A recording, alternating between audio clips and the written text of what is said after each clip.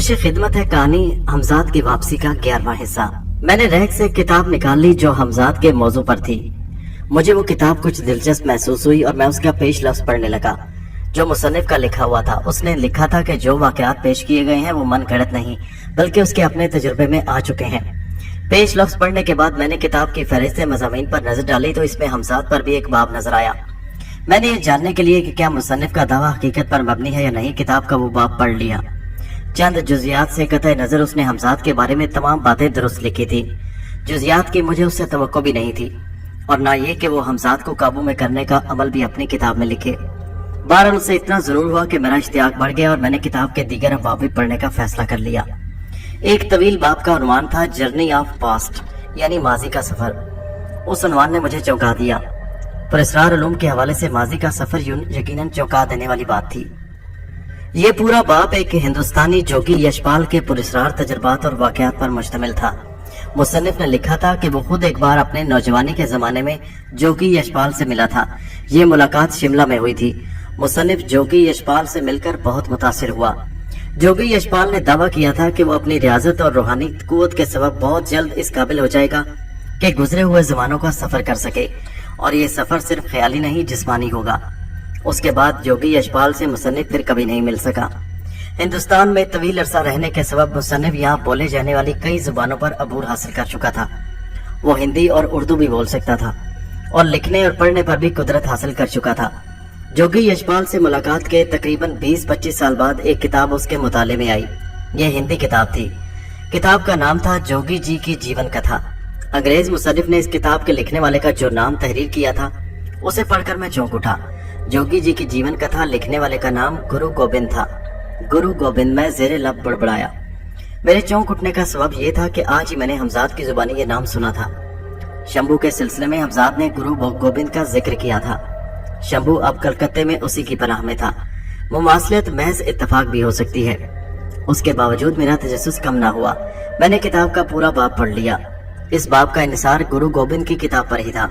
अंग्रेज मुसन्निफ ने लिखा था कि अब गुरु गोबिंद की ये किताब तकरीबन नायाब है और दुनिया में इसके चंद ही नुस्खे बाकी हैं, जिनमें से एक ब्रिटिश म्यूजियम की लाइब्रेरी में महफूज है। खुद अंग्रेज मुसन्निफ ने अपना नुस्खा ब्रिटिश म्यूजियम की लाइब्रेरी को दिया था तोहफतन। जोगी जी की जीवन कथा में गुरु गोबिंद ने जोगी यशपाल ही के हालात जिंदगी और पुरस्कार रूहानी तजुर्बात तहरीर किए थे। गुरु गोबिंद ने खुद को जोगी यशपाल का दास लिखा था यानी खिदमतकार यानी चेला। गुरु गोबिंद ने अपनी किताब में लिखा था कि उसके गुरु जोगी यशपाल ने अपनी रियाजत और इबादत के सबब इतनी रूहानी कुव्वत हासिल कर ली कि वो जिस्मानी तौर पर माजी का सफर कर सके। उसने दावा किया था कि उसके गुरु गुज़िश्ता 10 साल से मुगल ताजदार अकबर आजम के अहद में रहे हैं और वो खुद भी वहां जाकर अपने गुरु जोगी यशपाल से मिल चुका है। इसका वाज़ेह मतलब ये था कि खुद गुरु गोबिंद भी माजी में सफर करने का अहल रखता था। अंग्रेज मुसन्निफ ने लिखा था कि गुरु गोबिंद ने अपनी किताब जोगी जी की जीवन कथा में इबादत और रियाजत के वो तमाम तरीके और वज़ाइफ तहरीर किए जिन पर अमल करके कोई भी शख्स माजी का सफर कर सकता है। शर्त सिर्फ यह है कि कोई राह दिखाने वाला हो, गुरु हो, वरना ये रूहानी और जिस्मानी सफर इख्तियार करने वाला मौत की आगोश में जा सकता है। इस सिलसिले में मुझे एक और बात ने चौंका दिया। अंग्रेज मुसन्निफ ने गुरु गोबिंद से मिलने की खातिर कलकत्ते का सफर किया था, मगर गुरु गोबिंद से उसकी मुलाकात नहीं हो सकी। गुरु गोबिंद के चेलों ने उसे बताया कि गुरु गोबिंद गुज़श्ता 1.5 साल से गायब हैं और उनके बारे में उन्हें कुछ इल्म नहीं कि कहाँ है। इससे अंग्रेज मुसन्निफ ने यही अंदाजा लगाया कि अपने गुरु जोगी यशपाल की तरह गुरु गोबिंद भी माजी के किसी अहद में रिहाइश इख्तियार कर चुका है। इसके बाद अंग्रेज मुसन्निफ रिचर्ड ने गुरु गोबिंद को मजीद तलाश नहीं किया। नाम और मकाम दोनों ही एक थे। मुझे इसलिए ये मुमासलत इत्तफाकी मालूम नहीं हुई। फिर यह कि हमजाद ने जिस गुरु गोबिंद का जिक्र किया था वो भी पुरस्कार ताकत का मालिक था और उसने शंभू को इब्तदाई पुरस्कार उलूम की तालीम दी थी। अंग्रेज मुसन्निफ ने अपनी किताब में गुरु गोबिंद के हवाले से जो कुछ लिखा था अगर वो सच था, अफसाना तराजी नहीं थी, तो मेरे नजदीक ये इंतहाई अजीब और हैरत अंगेज थी। हर चंद के मैं खुद इंतहाई पुरस्कार और नाकाबिले यकीन हालात से गुजर चुका था, लेकिन किसी शख्स का जिस्मानी तौर पर माजी में पहुंच जाना मेरे ख्याल में नामुमकिन था। अगर गुरु गोबिंद की लिखी हुई नायाब किताब का एक नुस्खा ब्रिटिश म्यूजियम की लाइब्रेरी में मौजूद था तो हमजाद के लिए जरिए उसे हासिल करना मेरे लिए कोई मुश्किल नहीं था। अंग्रेज मुसन्निफ रिचर्ड ने लिखा था कि उस किताब में माजी का सफर करने के वो तमाम तरीके और वज़ाइफ मौजूद हैं जिन पर अमल करके कोई भी आदमी अहद माजी में पहुंच सकता है। میں نے فیصلہ کیا کہ گرو گوبند کی لکھی ہوئی اس کتاب کا مطالعہ ضرور کروں گا۔ دوسرے دن صبح ناشتے سے فارغ ہو کر میں نے حمزاد سے اس کتاب کے حصول کی خواہش کی اور اسے یہ بھی بتایا کہ وہ کتاب کہاں مل سکتی ہے۔ میرا حکم پاتے ہی وہ کتاب لینے روانہ ہو گیا۔ ڈھاکہ سے لندن تک کا طویل سفر حمزاد کے لیے کوئی خاص اہمیت نہیں رکھتا تھا۔ وہ میری توقع سے پہلے لوٹ آیا۔ وہ کتاب بڑی خراب اور خستہ حالت میں تھی، لیکن اسے بڑی احتیاط کے ساتھ ایک پلاسٹک کور میں محفوظ کیا گیا تھا۔ کور پر ہی اس کے پشت پر لبائی میں ایک چٹ لگی ہوئی تھی۔ اس پر انگریزی میں کتاب کا موضوع، نام اور مصنف کے علاوہ کچھ نمبر لکھے تھے۔ پلاسٹک کور کے اوپری حصے پر بائیں طرف چوڑائی میں ایک چٹ چسپاں تھی۔ اس پر دیگر تفصیلات درج تھیں۔ ان تفصیلات کے مطابق یہ کتاب اب سے تقریباً 40 سال پہلے ایک انگریز رچرڈ نے برٹش میوزیم کو تحفے کے طور پر دی تھی۔ اس چٹ پر کتاب کا سن شاید 1890 درج تھا۔ گویا اس کتاب کو شائع ہوئے 150 سال سے زیادہ کا عرصہ گزر چکا تھا۔ یہ ظاہر سی بات ہے کہ کتاب کی اشاعت کے وقت اس کا مصنف یقیناً سن شعور کو پہنچ چکا تھا۔ کم سے کم بھی مصنف کی عمر اس وقت 25 اور 30 سال کے درمیان تو ہوگی۔ یہ کوئی اور ہی گرو گوبند ہے، میں نے بے خیالی میں بڑبڑایا۔ آپ نے مجھ سے کچھ کہا؟ مجھے اپنے حمزاد کی آواز سنائی دی جو قریب کھڑا تھا۔ میں اپنے خیالوں میں اتنا سرگرداں تھا کہ حمزاد کی موجودگی کو بھول گیا تھا۔ میں نے چونک کر اس کی طرف دیکھا، پھر کہا، نہیں، تم چاہو تو جا سکتے ہو، میں کچھ دیر یہ کتاب پڑھنا چاہتا ہوں۔ اگر آپ خود مجھ سے یہ کتاب نہ منگواتے تو شاید میں بھی آپ کو اس کے مطالعے کا مشورہ دیتا۔ حمزاد نے میری طرف میں نے خیز نظروں سے دیکھا۔ وہ کیوں جی؟ میں نے حیران ہو کر پوچھا۔ اس لیے کہ جب کوئی مصنف کسی کے بارے میں لکھتا ہے تو دانستہ یا دانستہ بہت سی باتیں اپنے متعلق بھی لکھ دیتا ہے۔ میں نے یہ کتاب نہیں پڑھی، لیکن مجھے یقین ہے کہ اس میں گرو گوبند نے اپنے متعلق بہت کچھ لکھا ہے۔ یہ کہہ کر حمزاد چپ ہو گیا، حالانکہ میں اس سے مزید کچھ بولنے کی توقع کر رہا تھا۔ لیکن اس سے میرا یا تمہارا کیا تعلق؟ میں نے وضاحت طلب کی۔ پہلے تو تعلق نہیں تھا، لیکن اب شاید تعلق پیدا ہو جائے، کیونکہ میری معلومات کے مطابق یہ کتاب اسی گرو گوبند کی لکھی ہوئی ہے جس کے پاس شمبھو نے پناہ لی ہے۔ حمزاد نے گویا انکشاف کیا۔ کیا کہہ رہے ہو تم؟ یہ کیسے ممکن ہے؟ اس کا مطلب تو یہ ہے کہ گرو گوبند ابھی تک زندہ ہے، اور واقعی ایسا ہے تو اس کی عمر میرے اندازے کے مطابق 250 سال ہونی چاہیے۔ آپ کا اندازہ درست ہے، اس کی لگ بھگ عمر اتنی ہی ہوگی، مگر وہ اب تک زندہ کیسے ہے؟ میں اپنی حیرت پر قابو پاتے ہوئے بولا، آپ نے کبھی اپنے بارے میں سوچا ہے؟ یعنی یہ کہ آپ کی عمر کتنی ہے، اور کیا یہ تعجب خیز بات نہیں؟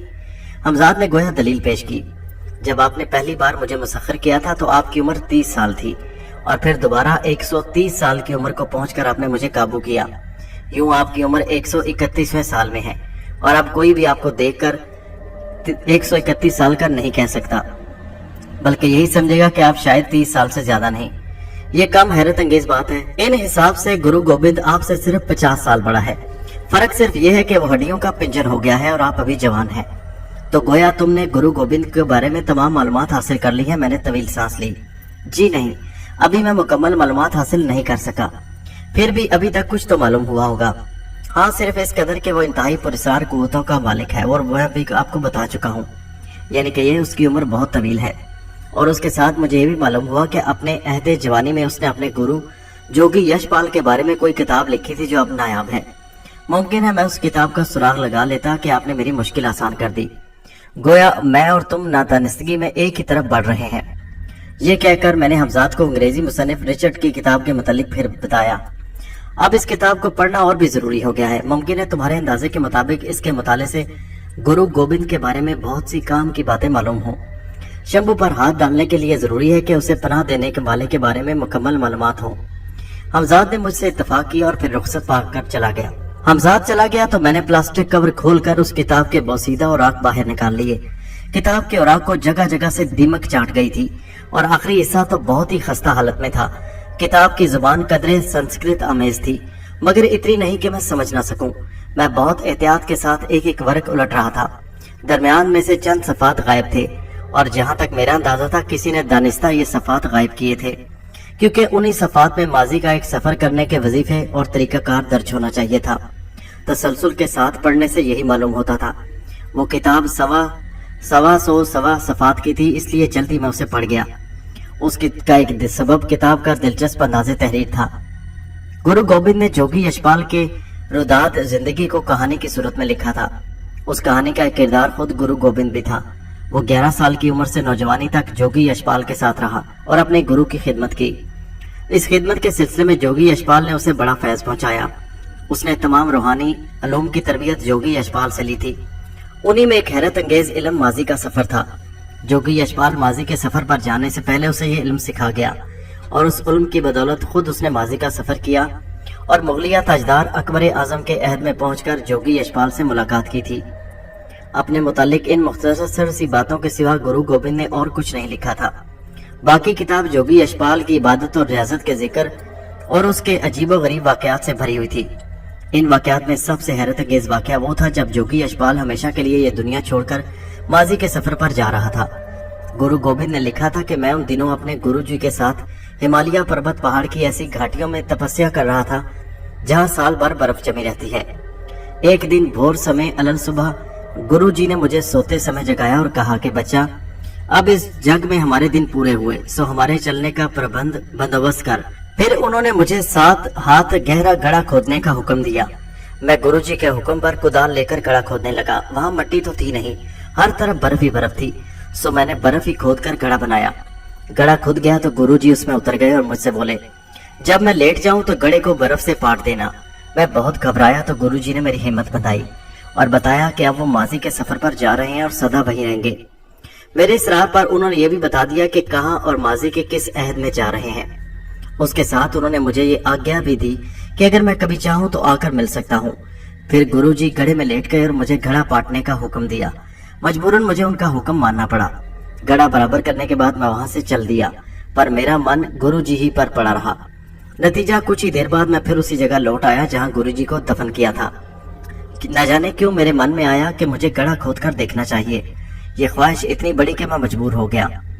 گڑھا کھود کر دیکھا تو اس میں گرو جی کا لباس تو مل گیا، پر ان کا شریر جسم غائب تھا۔ یہ دیکھ کر مجھ پر ایسی دہشت سوار ہوئی کہ پھر وہاں رک نہ سکا اور گڑھے کو یوں ہی کھلا چھوڑ کر بھاگ آیا۔ پھر کوئی 7 ورش یعنی کہ 7 برس بیت جانے کے بعد میں نے گرو جی کے سکھائے علم پر عمل کر کے ماضی کا سفر کیا اور گرو جی سے بھینٹ ملاقات کی۔ اس پر اصرار اور ناقابل یقین واقعے کو تحریر کرنے کے بعد گرو گوبند نے لکھا ہے کہ اب میں آئندہ صفحات میں تفصیل کے ساتھ وہ طریقہ کار اور وظائف لکھوں گا جن پر عمل کر کے ہر شخص میری طرح ماضی کا سفر کر سکتا ہے، مگر اس کے لیے کسی گرو کی آگیا اور رہنمائی لازمی ہے۔ کتاب میں سے یہی صفحات غائب تھے۔ پوری کتاب پڑھنے کے بعد میں گرو گوبند کے بارے میں اس سے زیادہ کچھ اور نہ جان سکا کہ وہ انتہائی پراسرار شخصیت کا مالک ہے اور یہ کہ اسے بڑی روحانی قوتیں حاصل ہیں۔ یہ باتیں مجھے حمزات بتا چکا تھا۔ کتاب پڑھ کر کوئی نئی بات معلوم نہ ہو سکی تھی۔ میں نے کتاب کو احتیاط کے ساتھ پلاسٹک کور میں رکھا اور بستر پر دراز ہو گیا۔ مسلسل مطالعے اور غور و فکر سے عموماً ذہن پر غنودگی سوار ہو جاتی ہے۔ اس وقت مجھ پر بھی غنودگی تھی، اس لیے آنکھیں بند کر کے لیٹ گیا۔ مجھے اچھی طرح یاد ہے کہ ابھی میرا ذہن پوری طرح نیند کے آغوش میں نہیں پہنچ سکا کہ میں نے اپنے جسم میں ایک تیز قسم کی سنسناہٹ محسوس کی۔ پھر میرے حواس پر 2 شعلے سے محیط ہو گئے۔ ان شعلوں کی تپش میں اپنی آنکھوں پر محسوس کر رہا تھا۔ میں نے آنکھیں کھولنا چاہی مگر کامیاب نہ ہو سکا۔ چند لمحوں بعد اس شعلوں کی تپش کم ہو گئی اور وہ کچھ فاصلے پر نظر آئے۔ میں بند آنکھوں سے یہ منظر دیکھ رہا تھا۔ یہ میری چشم تصور کا اعجاز تھا۔ میری چشم تصور ان شعلوں پر جمی تھی کہ میں نے محسوس کیا وہ شعلے نہیں 2 آنکھیں ہیں۔ اس کے ساتھ ہی ایک اجنبی چہرے کے دھندلے دھندلے نقش واضح ہونے لگے۔ وہ چہرہ بارش تھا اور اس کی چوڑی پیشانی کے نیچے حلقوں میں 2 چراغ سے روشن تھے جنہیں میں شعلے سمجھا تھا۔ اچانک سفید بارش چہرے کے پتلے پتلے ہونٹوں کی حرکت ہوئی۔ شیخ کرامت، میں نے ایک بھاری گونجدار آواز سنی، ہماری کھوج نہ کر، ہمیں کھوجنے کی کوشش کرے گا تو خود کو بھول جائے گا۔ تیرا شترو دشمن ہماری شانتی بھنگ کرنے، سکون برباد کرنے یہاں آیا تھا، لیکن ہم نے اسے بھگا دیا۔ یہ تیرا اور اس کا معاملہ ہے، ہم بیچ میں نہیں پڑنا چاہتے۔ ہمیں خبر ہے کہ اس نے تیرے ساتھ اچھا نہیں کیا، پر برائی کا بدلہ برائی نہیں۔ اگر ہو سکے اور تیرا من اس پر راضی ہو تو اسے معاف کر دے۔ ان الفاظ کے ساتھ ہی وہ آواز غائب ہو گئی اور چہرے کے خطوط بھی جیسے تحلیل ہو گئے۔ آنکھ کھلی تو میرا جسم پسینے میں بھیگا تھا۔ میرے جسم میں ابھی تک ہلکی سی سنسناہٹ تھی اور دل تیزی سے دھڑک رہا تھا۔ کچھ دیر میرے حواس منتشر رہے، میں فیصلہ نہ کر پایا کہ ابھی کچھ دیر پہلے میں نے جو کچھ دیکھا اور سنا وہ خواب تھا یا حقیقت۔ کچھ حواس بحال ہوئے تو میں نے حمزات کو طلب کر لیا۔ حمزات کو میں نے پہلے اس کتاب کے بارے میں بتایا کہ اس سے گرو گوبند کے متعلق کوئی کام کی بات معلوم نہیں ہو سکی۔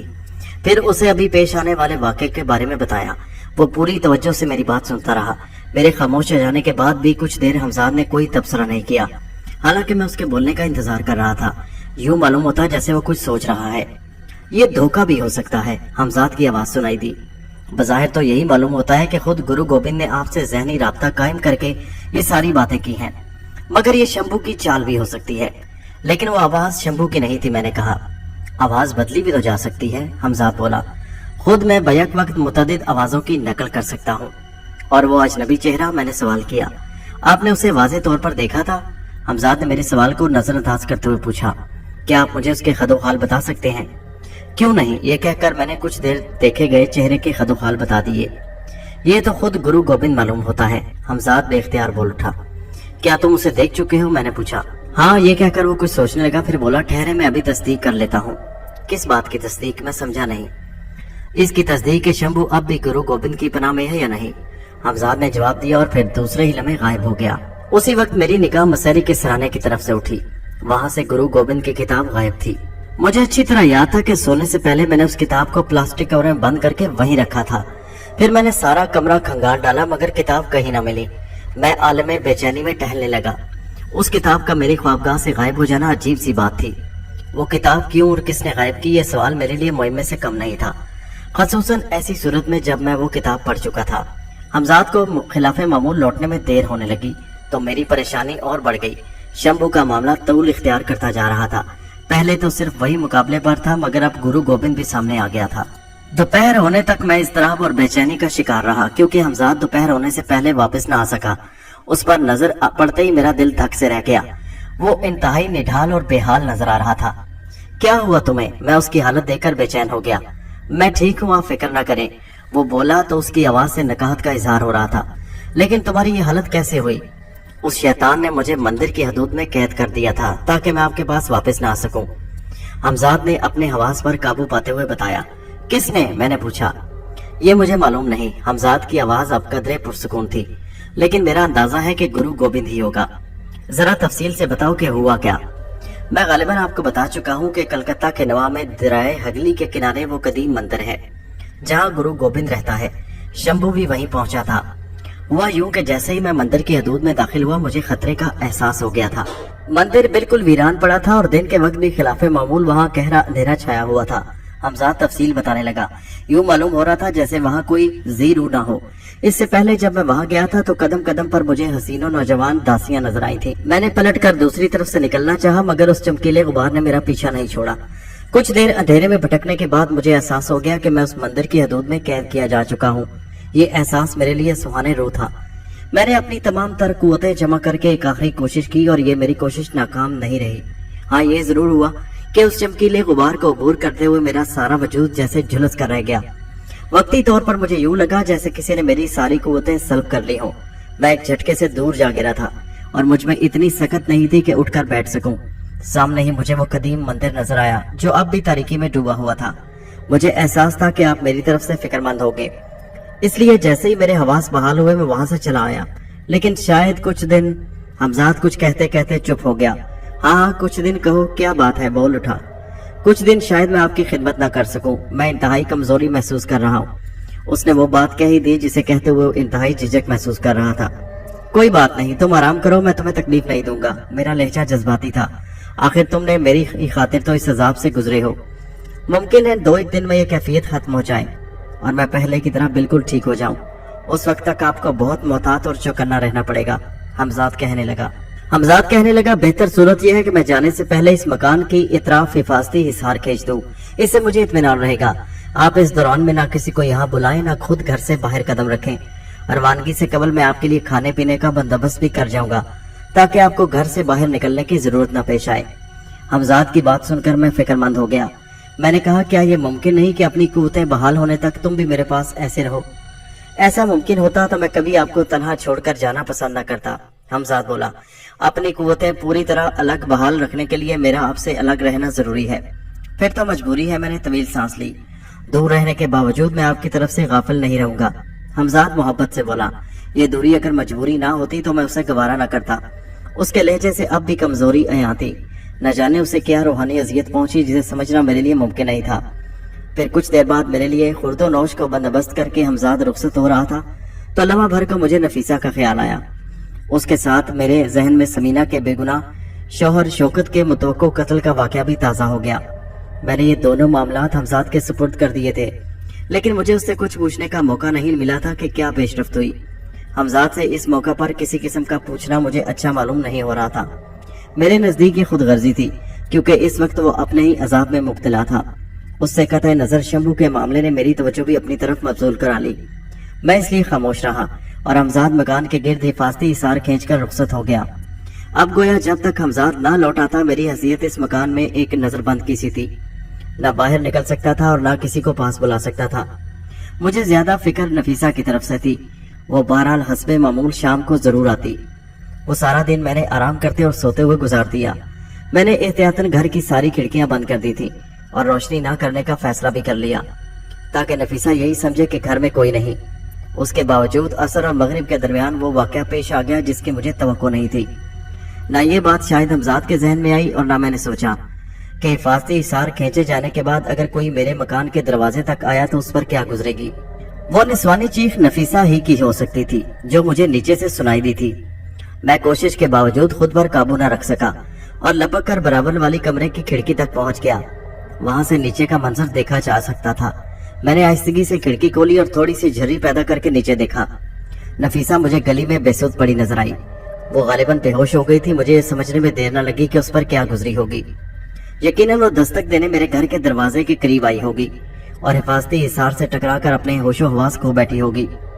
ذرا سی دیر میں راہگیر اس کی طرف جمع ہو گئے۔ پھر انہیں میں مجھے نفیسہ کا منگیتر رشید نظر آیا۔ وہ لوگوں کی بھیڑ کو چیرتا ہوا آگے بڑھ رہا تھا۔ غالباً آج وہ اپنے دفتر سے سیدھا نفیسہ کے گھر آ گیا تھا۔ میں کھڑکی بند کر کے دوبارہ اپنی خوابگاہ میں آ گیا۔ مجھے اس واقعے سے تکلیف پہنچی تھی۔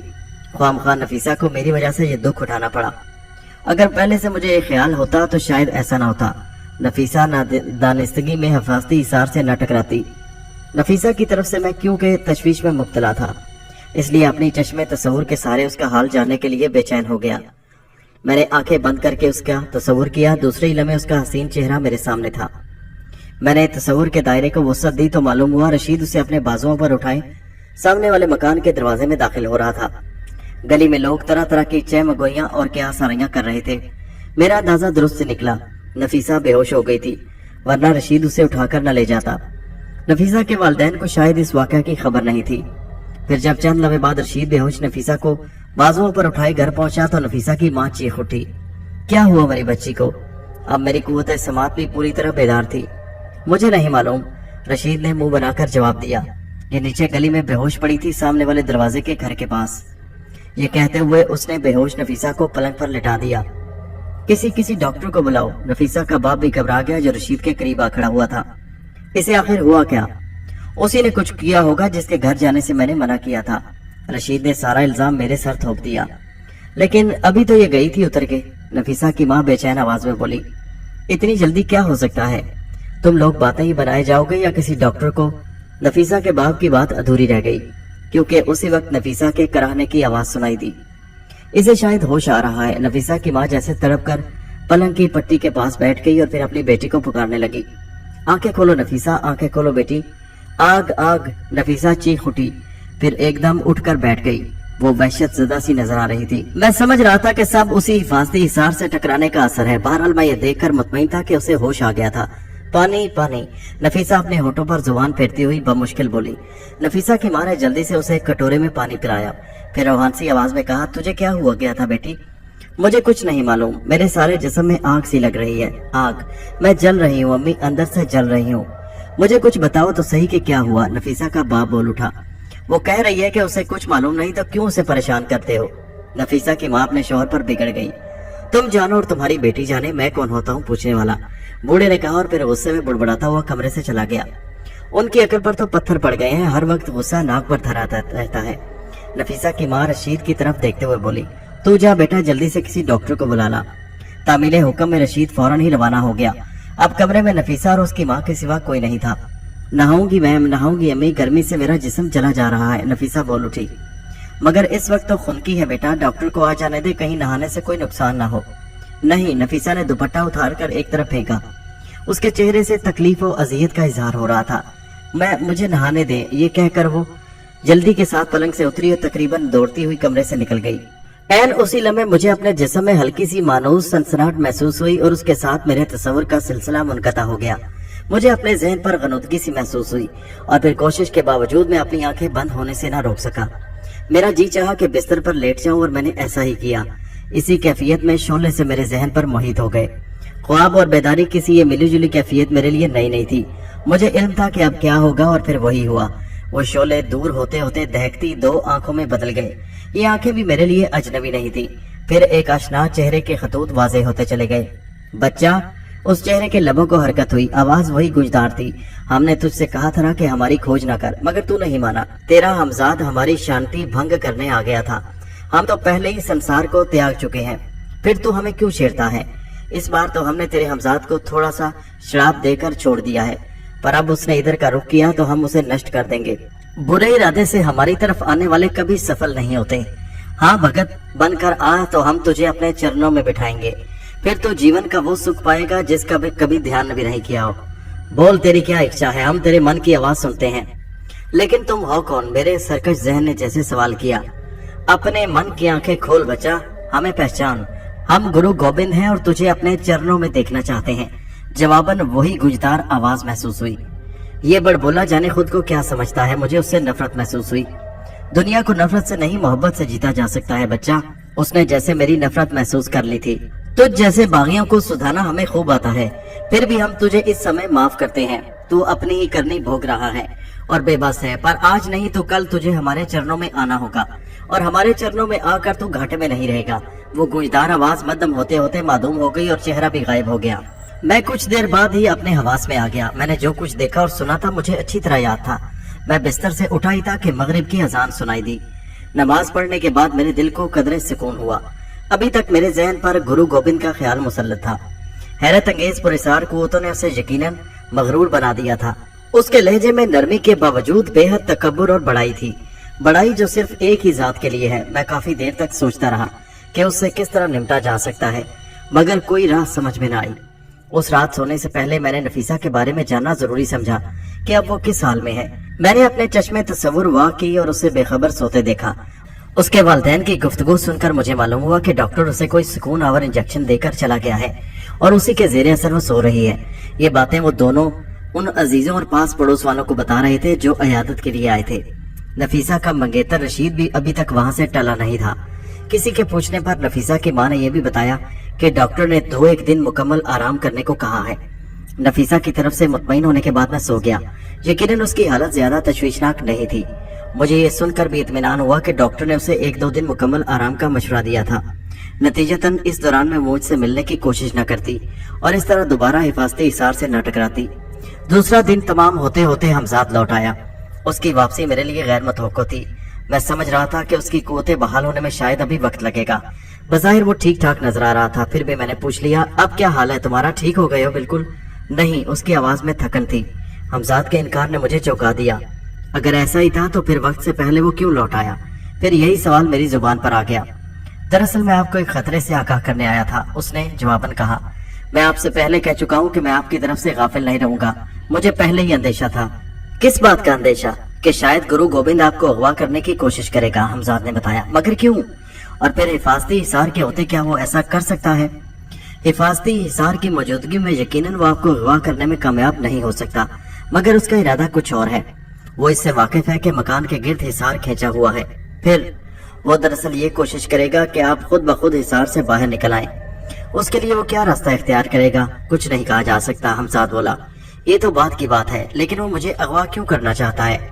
इसकी भी तो कोई वजह होगी। वही सबक जानने के बाद तो मैं आपके पास आया हूँ, क्योंकि मुझे मालूम था कि आप मुझसे पूछेंगे जरूर। हमजाद ने तवील सांस लिया, फिर कहने लगा, हर चंद के गुरु गोविंद बहुत सी पुरस्कार कुव्वतों का मालिक है, लेकिन उसकी हवस अभी पूरी नहीं हुई।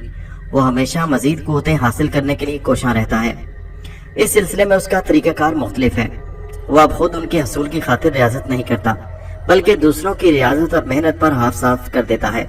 यूँ समझे कि वो अपनी पुरस्कार कुव्वतों के बल बोते पर दूसरों की कुव्वतें सल्ब करके उन्हें अपनी कुव्वतों का हिस्सा बनाता है।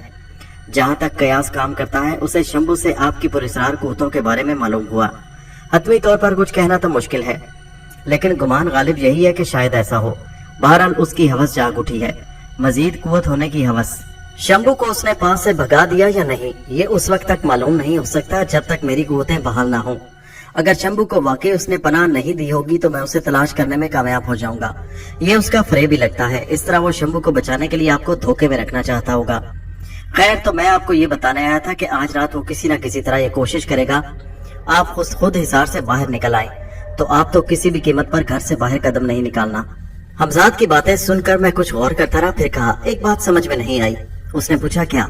मुमकिन है कि गुरु गोविंद अब तक ऐसा करता रहा हो जैसा तुमने बताया, लेकिन किसी के हमजाद को अपने काबू में कर लेना किस तरह मुमकिन है?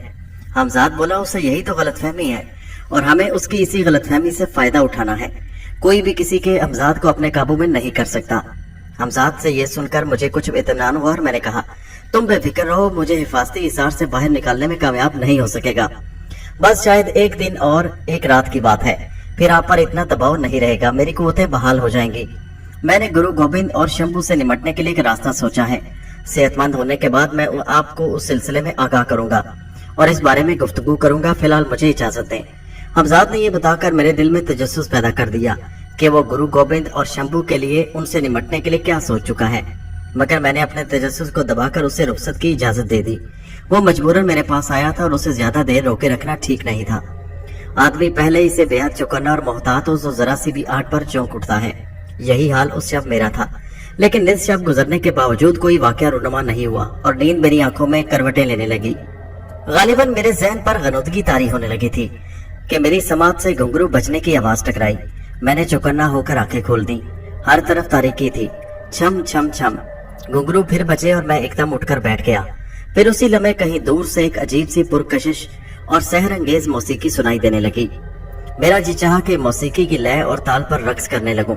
रफ्ता रफ्ता वो सहर अंगेज मौसीकी मेरे हवास पर छाती जा रही थी।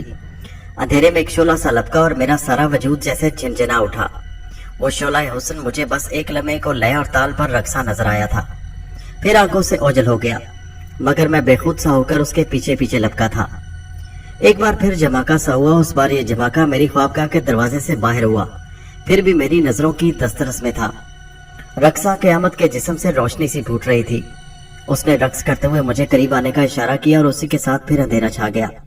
जैसे नशा हुस्न में सरशार आगे ही बढ़ता जा रहा था, किसी ने मेरा हाथ थाम लिया। मौसीकी के लिए फिर अपनी अरोज पर पहुंची और मैंने खुद को रोशनी, खुशबू और रंगों की आगोश में महसूस किया और वो शोला रक्सा मुझे गोया अपनी बाहों में समेटे हुए न जाने कहां लिए जा रहा था। मुझ पर बेखुदी सी तारी थी कि अचानक एक तेज आवाज ने मेरे हवास को झंझोड़ दिया। उस आवाज ने मुझे जैसे रंगों और खुशबुओं की दुनिया से बाहर घसीट लिया और ये आवाज मेरी अपनी ही थी, गालिबन मेरे हमजाद की आवाज।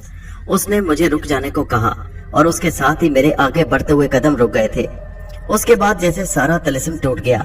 अब ना मैं किसी शोले रक्सा की आगोश में था और ना सहर अंगेज मौसीकी सुनाई दे रही थी। वो सब कुछ यकीनन बसारत और समात का फरेब था। मैं अपने घर के खुले हुए सदर दरवाजे पर खड़ा था। कुछ देर तक मैं यूं ही सन्नाटे के आलम में खड़ा रहा। मेरे हवास जैसे गुम हो गए और कुछ समझ में नहीं आ रहा था कि मुझे क्या करना चाहिए। मैंने जाने कब और किस आलम में घर से बाहर निकलने के लिए दरवाजा खोल लिया था। कैद और रिहाई के दरमियान बस एक कदम का फासला रह गया था।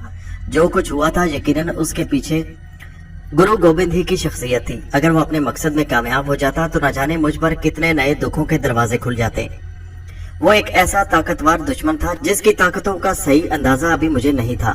उसने मुझे जेरे दाम लाने के लिए बड़ा अनोखा हरबा आजमाया था, जिसका तस्वुर भी मेरे जहन के किसी गोशे में नहीं था, वरना मैं इतनी आसानी से उसका शिकार ना हो जाता। वो यकीनन अपने मकसद में कामयाब रहता अगर मेरा हमजाद बर वक्त मुझे चौकन्ना न कर देता। ये सोचकर मेरे जिस्म में खौफ की सी लहर दौड़ गई।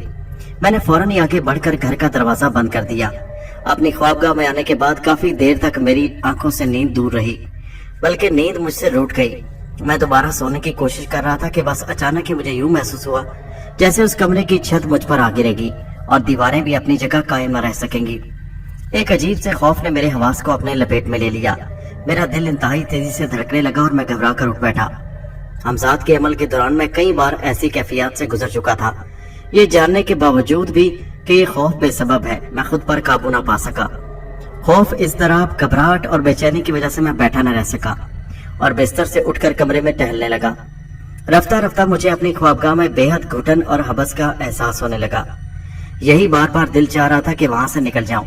इस घुटन से निजात पाने के लिए मैंने घर के सारे दरवाजे और खिड़कियां खोल दी, मगर इससे भी कुछ हासिल न हुआ। हबस बेदस्तूर रहा। शौरी तौर पर मैं इसका सबब जान चुका था, इसलिए सख्ती के साथ अपने दिल में पैदा होने वाली ख्वाहिश को कुचल दिया कि इस हबस से निजात हासिल करने के लिए मुझे घर से निकल जाना चाहिए। ये एक हरबा नाकाम होने के बाद अब यकीनन गुरु गोबिंद दूसरा हरबा आजमाना चाहता था। घुटन से बचने और ताजा हवा की खातिर मैं अब ऊपरी मंजिल की एक खिड़की में आ खड़ा हुआ। सामने ही नफीसा का मकान नजर आ रहा था, जिसकी एक खिड़की खुली हुई थी। अंदर कमरे में अंधेरा था। मैं अपनी तवज्जो किसी दूसरी जानिब मबजूल करने की खातिर उसी तरफ देखने लगा। मैंने सामने वाले घर के अंधेरे कमरे में रोशनी की लकीर देखी, जैसे किसी ने छोटी सी टार्च चलाई हो। अंधेरे में जरा सी रोशनी भी बहुत मालूम होती है। रोशनी का वो दायरा हरकत करता हुआ एक जगह रुक गया और उसी के साथ मैं चौंक उठा। अब रोशनी के दायरे में नफीसा का चेहरा था। अब मुझे उस कमरे में 2 मुतहर्रिक ह्योले भी नजर आ रहे थे। मैंने उन्हीं में से एक को नफीसा के मुंह पर रुमाल रखते देखा, और वो जो कोई भी था यकीनन नफीसा को बेहोश करना चाहता था। रुमाल में बेहोशी की कोई दवा थी। मेरे असाब कशीदा हो गए। मेरे लिए अब यह समझना मुश्किल नहीं था कि नफीसा को अगवा किया जा रहा है। फिर मेरे देखते ही देखते उनमें से एक ह्योले ने नफीसा को बिस्तर से उठा लिया। मेरी आंखें अब बड़ी हद तक अंधेरे से मानूस हो चुकी थी। उसके बाद एक ह्योला आगे आगे टार चलाए चलने लगा। दूसरा नफीसा को उठाए दबे कदमों पीछे हो लिया। अभी वो दोनों कमरों के दरवाजे तक पहुंचे थे कि उनमें से एक शायद किसी चीज से टकरा गया। जोरदार आवाज के साथ कोई चीज गिरी और उसी के साथ एक निस्वानी चीख बुलंद हुई। नफीसा की माँ गालिबन इसी कमरे में सो रही थी। जोरदार आवाज होने से शायद उसकी आंख खुल गई और वो चीखने लगी थी। आंख खुलते ही यकीनन उसने ये भी देख लिया कि उसकी बेटी को अगवा किया जा रहा है, इसलिए वह जोर जोर से चीखी, बचाओ बचाओ, मेरी बच्ची को बचाओ। इसी दौरान में वो दोनों ह्योले रुके बगैर तेजी के साथ कमरे से निकल गए। नफीसा की माँ के चीखने चिल्लाने से गालिबन दूसरे कमरे में सोया उसका बूढ़ा बाप भी जाग गया। जागते ही वो भी अपनी बीवी की तरह कुछ सोचे समझे बगैर चीखने लगा। चंद ही लम्हों में नफीसा के घर के जीने में मुझे भारी कदमों की आवाज सुनाई दी। नफीसा को अगवा करके ले जाने वाले यकीनन अब जल्दी जल्दी सीढ़ियां अबूर करके नीचे आ रहे थे। नीचे गली में पहुंचने के बाद उन्हें फरार होने से कोई ना रोक सकेगा। ये ख्याल आते ही मेरे जिस्म में जैसे बिजलियां सी कूद गई। गोया मैं जस्सतें भरता हुआ नीचे पहुंचा और अपने घर का दरवाजा खोल दिया। उसी वक्त सामने वाले मकान के दरवाजे से तेजी के साथ 2 स्याहपोश बाहर आए, जिनमें से एक ने नफीसा को उठा रखा था। वो मुझसे चंद ही कदम के फासले पर था। मैंने उन दोनों को ललकारा। फिर मैं चाहता था झपट कर उन तक पहुंच जाऊं कि जैसे एक तेज आवाज मेरे पांव की जंजीर बन जाए। रुक जाइए, होश में आइए। ये आवाज मेरे हमजाद के सिवा किसी और की नहीं थी। मैं अपनी जगह साकित खड़ा रह गया। मेरा सारा जोश लम्हा भर में झाग की तरह बैठ गया। गली में अब कोई नजर नहीं आ रहा था। हर तरफ सन्नाटा और अंधेरा छाया हुआ था। चंद लम्हे पहले नफीसा के घर का दरवाजा जो मुझे खुला नजर आया बंद था। नफीसा के वालिदैन की चीखें भी सुनाई नहीं दे रही थी। मैंने लम्हा हैरत से निकलने के बाद घर का दरवाजा बंद किया और पलट आया। गुरु गोबिंद ने गोया एक ही रात में तीसरी बार मुझे आजमाइश में डाला था। हमजाद मेरी तरफ से गाफिल होता तो शायद इस मर्तबा वो मुझे हिफाजती हिसार से बाहर निकालने में कामयाब हो जाता। उसने मुझे बड़ी खूबसूरती के साथ फरेब देने की कोशिश की थी। मुझे उसने ये सोचने का मौका नहीं दिया कि आखिर नफीसा के वालिदैन की चीखों पुकार सुनकर मेरे सिवा कोई और पड़ोसी अपने घर से क्यों नहीं निकला। गालिबन जज्बाती हिजान के दौरान में आदमी ऐसी बातों की तरफ तवज्जो नहीं देता। इसी कश्मकश में सारी शब गुजर गई और अब सुबह होने वाली थी। घर के सारे दरवाजे और खिड़कियां बंद करने के बाद मैंने फजर की नमाज पढ़ी, क्योंकि इस दौरान में अजान हो चुकी थी। फिर मैं बिस्तर पर दराज हो गया और मेरी आंख लगने में देर न लगी। सारी रात जागते गुजर गई, इसलिए मुझे गहरी नींद आई और मैं दोपहर के करीब सोकर उठा। गुजरी हुई शब के रूह फरसा वाकयात अभी तक मेरे जहन में ताजा थे। कसल मंदी दूर करने के लिए मैंने गुस्ल किया और फिर जोहर की नमाज पढ़ी। भूख महसूस हुई तो मैंने कुछ फल काट कर खा लिए। पे दर पे वाकयात ने मुझे अब तक इतनी मोहलत नहीं दी थी कि समीना के शौहर शौकत के मुतल्लिक कत्ल की बाबत मालूम हासिल कर सकता। ये मसला अभी तक मेरे ज़मीर पर बोझ बना था। उस वक्त भी जाने क्यों मुझे उसका ख्याल आया था। शायद उसका सबब ये रहा हो कि फिल वक्त मैं किसी मसले से दो चार नहीं होना चाहता था। पुरखतर रात गुजर चुकी थी। मुझे ख्याल आया कि मैं इस सिलसिले में अपने चश्मे तसव्वुर से काम लेकर भी तो आज खुद बहुत कुछ मालूम कर सकता था। इसी के साथ मेरी कुव्वत समात भी बेदार हो जाती। फिर शाम होने तक मेरा यही मशगला रहता। मेरे जहन में जो भी सवाल थे मुझे उनके जवाब मिल गए। मैंने अपने चश्मे तसव्वुर की हैरत अंगेज कुव्वत के सहारे जो मालूमात हासिल की, उनका खुलासा ये था कि समीना अपने बच्चों की मोहब्बत से मजबूर होकर अपने नौजवान आशिक जाहिद के साथ ढाका लौट आई। ढाका आकर उसने अपने वालिदैन के घर में पनाह ली। वालिदैन बाहर वालिदैन होते हैं। उन्होंने पहले तो अपनी बेटी को समझा बुझाकर शौहर के घर भेजने की कोशिश की। मगर जब बेटी राजी ना हुई तो मजबूरन उन्हें शौकत से तलाक का मुतालबा करना पड़ा। इस दौरान में समीना ने अपने वालिदैन को इस पर राजी कर लिया कि वो शौकत से तलाक लेकर जाहिद से शादी करेगी। शौकत ना तो समीना को तलाक देने पर तैयार था और ना बच्चों को समीना के पास छोड़ने पर राजी। बात अदालत तक पहुंची। शौकत महज इत्तफाकन समीना को तलाक देने से गुरेज कर रहा था, वरना उसे समीना से मोहब्बत नहीं थी। केस की नौयत कुछ ऐसी थी कि शायद अदालत बच्चों के बारे में शौकत का मुतालबा मान लेती। शौकत बच्चों को अपने पास रखना चाहता था। समीना के नौजवान आशिक के नजदीक उस मसले का हल सिर्फ ये था कि शौकत को रास्ते से हटा दिया जाए। इस तरह बच्चे भी समीना के पास आ जाते और वो जाहिद को भी अपना लेती। आज शाम भी उन दोनों के दरमियान इसी मसले पर गर्मा गर्म बहस हुई थी। मुझे समीना कुछ नीम राजी नजर आई। बस वो ये चाहती थी कि शौकत के कत्ल का इल्जाम उसके नौजवान आशिक पर न आए। जाहिद ने उसे यकीन दिलाया वो हर कदम सोच समझ कर उठाएगा और कोई ऐसा सबूत नहीं छोड़ेगा कि उस पर शक किया जाए। मेरे नजदीक शौकत भी ज्यादती कर रहा था और जाहिद तो था ही गलत रास्ते पर। बहरहाल अभी वक्त था, इस मसले का कोई ना कोई हल निकल सकता था। इस ख्याल से मेरे दिल को इत्मीनान हुआ कि अभी शौकत को कत्ल नहीं किया गया। उसका रवैया अपनी बीवी समीना के साथ ठीक था या नहीं, उससे कतई नजर बहरहाल कत्ल ऐसी सजा का मुस्तहिक नहीं था। मैंने फैसला कर लिया कि इस मामले को इस हद तक आगे नहीं बढ़ने दूंगा। अगर ये वाकयात मेरे इल्म में ना आए होते तो दूसरी बात थी, मैं खुद को अपने ज़मीर की अदालत में जवाबदेह ना समझता। इस मशगले से फारिग होने के बाद जैसे रात करीब आने लगी, मेरे दिल में वसवसे और अंदेशे पैदा होने लगे कि रात न जाने क्या गुजरे। गुरु गोबिंद मुझे हिफाजती इसार से निकालने के लिए न जाने कौन सा नया हरबा आजमाए।